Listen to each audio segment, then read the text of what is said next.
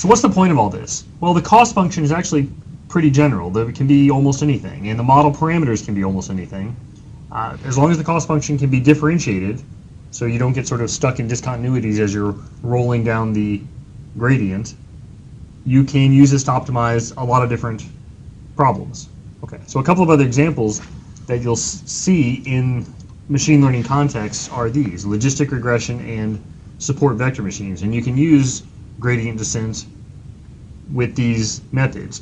We won't have time in this course to go into these in much detail, and there's plenty of great machine learning courses out there, but I do want to give you intuition for these two techniques so that you sort of calls to mind an image in your head when you hear the terms.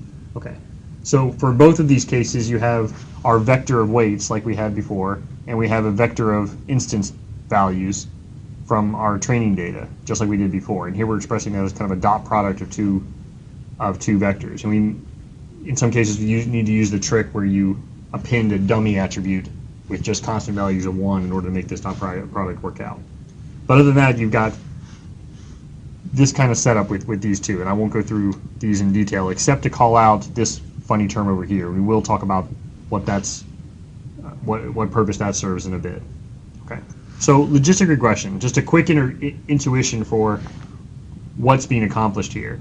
If you try to take our regression procedure that we just described and apply it to, say, the Titanic data set that we were looking at previously, you might end up with something like this. Here I've got the x-axis, which is age, and I've scaled this data down so it ranges between sort of -2 and 3 as opposed to 0 and 85 or something, which is the ages of the passengers.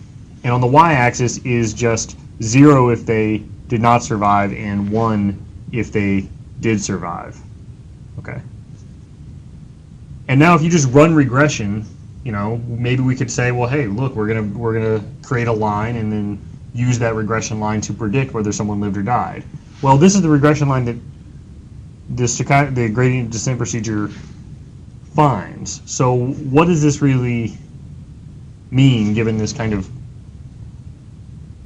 categorical data that's been, embedded in a numerical context? Well, probably not much, right? It's not clear that we would really use this line to predict anything. So with categorical variables, even if we kind of give them a numerical interpretation, regression doesn't make necessarily a lot of sense. However, there's a function called the logistic function that is this guy, and it has this nice property that it can map values from -infinity to infinity onto the range 0 to 1. So it gives them kind of a probability, and you can interpret this like a probability. So that very, very high values are interpreted as increasingly likely events. And so you can use this for classification, right? So now instead of a 1 or a 0, you get out a probability of it being 1 or a probability of it being 0. So this has a nice interpretation in terms of probability. It allows you to take a linear combination, well, let's say a linear combination of variables to produce a number and assign that to a class in a reasonable way. Okay, and so the cost function is constructed using the logistic function in such a way as to maximize the probability of a correct classification. And then given these exponentials, it's sort of an easy function to work with mathematically. And this is what it looks like if you plot this. So that's the goal of logistic regression, is to give you a way to work with probabilities in this optimization context. And in particular, you can think of it as useful when you have a categorical output variable and you still want to use these more numerical techniques. So what's a quick intuition for support vector machines? So the context here is finding a line that will separate the two classes. So here we have red dots and blue dots, and this is maybe when passengers survived and when they didn't survive, and we're trying to find a line that separates them. It won't always exist, and we'll handle that case in a second, but imagine for a second that it does exist, that you can draw a line, a straight line that will separate the blue ones from the red ones. Okay, and so we want to find this line. Well, there's various techniques that we won't go into that can walk through and find such a line, but you can imagine that the best such line is one that is in the middle. And how do we define the middle? Well, you can define it maybe by maximizing the margin between the blue and the red. It's the one that maximizes that margin. And so you can write that notion of a margin down precisely, and what you come up with is that cost function that we showed for support vector machines. Okay. That's great. Now, what about the case where it's not linearly separable? Well, what you can do is try to strike a balance between finding a line that gives you a nice fat margin versus one that perfectly classifies the points. And this allows you to maybe find an alternative to this line. So this line does actually separate them linearly, but the margin here is very, very skinny. And so you might imagine that maybe this one's an outlier and should not be considered as part of the, should not be considered a red dot for purposes of classification. It should be considered an error. And so maybe that this line separates all the rest, say we have a lot more blue ones and a lot more red ones on either side of this line. Maybe it does a pretty good job overall of classifying, and it also has a fatter margin. Maybe we take that one.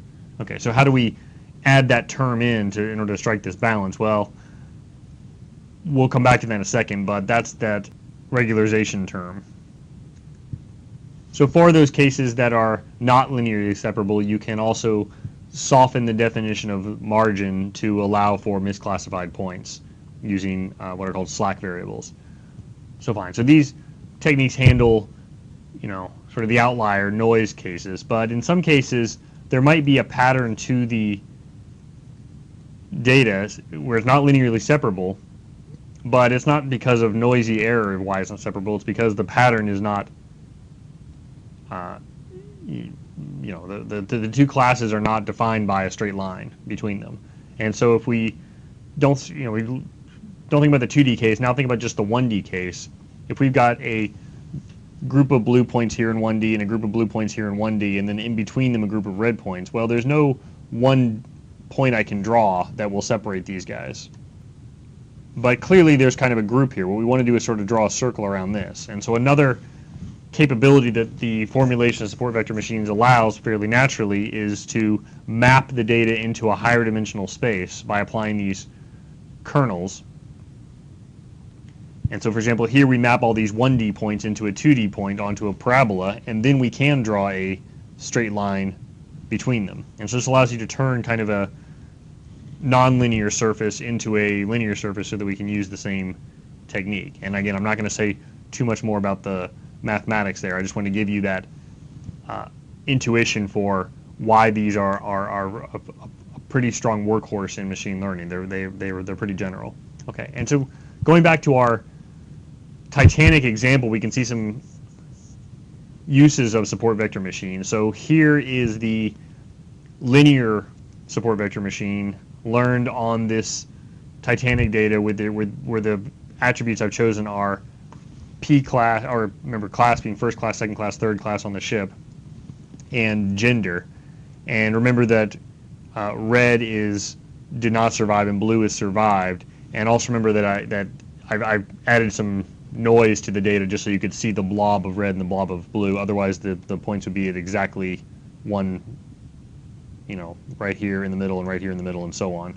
So here it finds a line straight between male and female and decided that that was the best linear classifier, which makes sense. But here it learned a more complex surface where it's grouped the first class females and second class females and decided that they survive, and then it split the third class females. Okay, and so if we choose two different attributes in the Titanic data set, given that those were fairly simple categorical data, here is age and first class, second class, third class, and again with the radial basis functions as a kernel, and the support vector machine learns a pretty complex surface, right? Again, everything here in yellow is survived, and everything in dark blue is not survived. And so it, kind of found this little patch over here where it seems to think, because of these two blue dots, that second class and third class and older people from second class and third class must survive in this little narrow range. And it found this one up here that a very old person from first class did as well. But this sort of should smell like overfitting to you, right? When you get this complex of a surface in data that we can sort of look at and see that it doesn't have that much of a pattern going on, this might suggest that something's up. And so, as usual, there's other parameters you can tune on these learning methods to try to avoid overfitting. Okay, and so in these cases, there's a way to balance the complexity of the surface versus the number of misclassified points. And so here's where we've kind of dialed in those parameters in this particular library using, which is Python's scikit-learn.